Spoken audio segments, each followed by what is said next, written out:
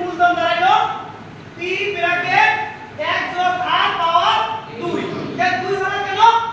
দ্বিতীয় বছর যদি বলতো এটা 5 বছর চক্রবৃদ্ধি মূলধন তাহলে এখানে পাওয়ার কত হইতো 5 তাহলে এটা মূলধন কত দাঁড়াইলো 6760 টাকা এটা হলো কয় নং সমীকরণ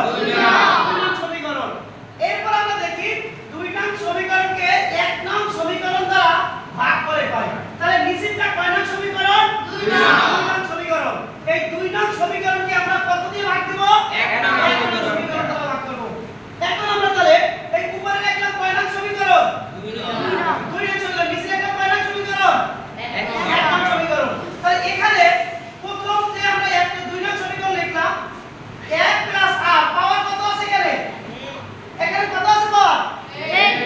8 তাহলে পাওয়ার এর মানে কি 2 আছে এখানে তাহলে 1 প্লাস r মানে 1 প্লাস r আছে কয়টা দুইটা কয়টা আছে দুইটা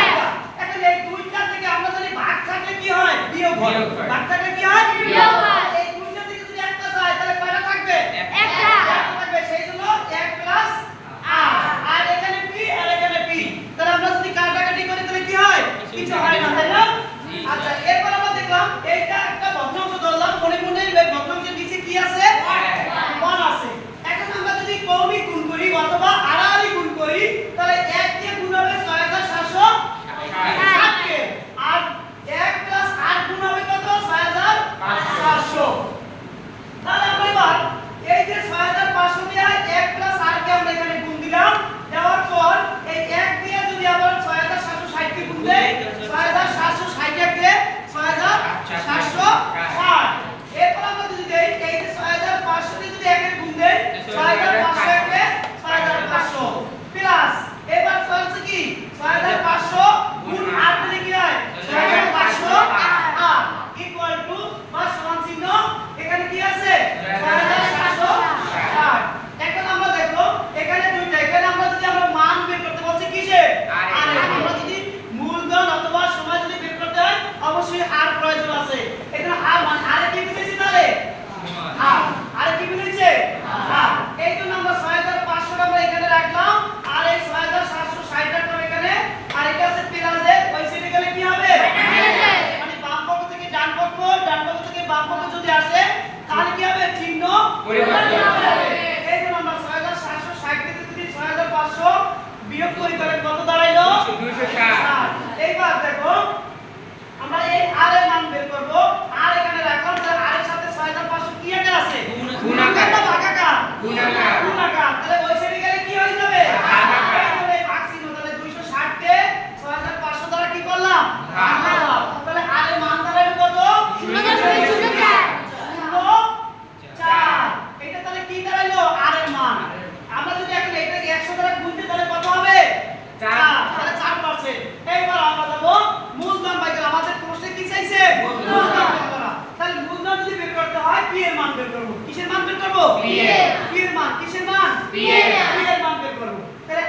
r এর 1 নং সমীকরণে বসিয়ে পাই r এর মান 1 নং সমীকরণে বসিয়ে পাই তাহলে r এর মান কত পাইছিলাম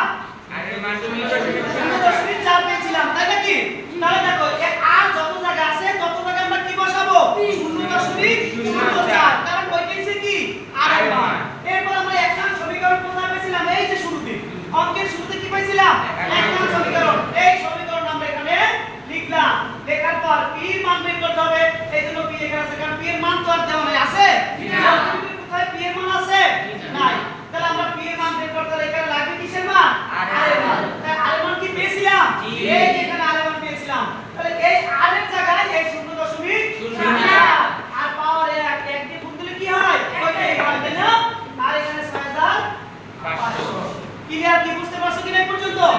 আচ্ছা এরপরে আমরা p রাখলাম 1 এর সাথে 0.04 যোগ করলে কত হয় 1.04 এরপর যে ইকুয়াল 6500 আমাদের এখানে সামনে আছে তাই না এরপর দেখো 1.04 এর সাথে p কি গুণাকার আছে না ভাগাকার আছে গুণাকার আছে তাই গুণাকার থাকলে সামনে কি হবে ভাগাকার সবাই বলো কি হবে ভাগাকার হবে তাহলে p এর মান যেহেতু বাই করতে বলছে তাহলে p এখানে রাখলাম আর 1.04 আমরা এখানে ভাগাকারে দিয়ে দিলাম এখন আমরা যদি এই p এর মান বের করতে চাই এই 6500